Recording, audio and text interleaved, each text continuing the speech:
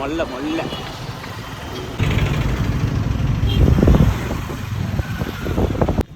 அதாவது வேலைக்கு போயிட்டு பைக்கு கொடுங்கன்னு கேட்டேன்.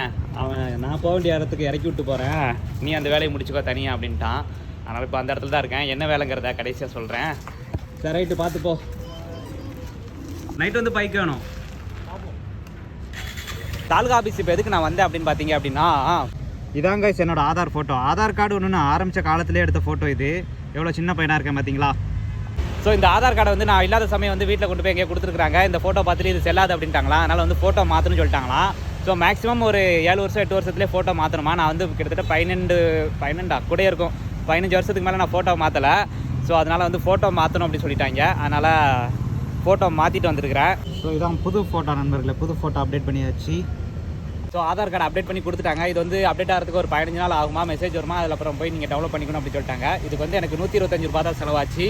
ஸோ இது அப்டேட் ஆனதுக்கப்புறம் இங்கே இருக்கிற ப்ரூஃபில் கொஞ்சம் ஆட் பண்ண வேண்டியிருக்கு என்னோட பேர் எல்லாத்தையுமே. அதுக்கு வந்து இந்த ஜெராக்ஸை காட்டினா போதும் அப்படின்னு சொல்லிட்டாங்க.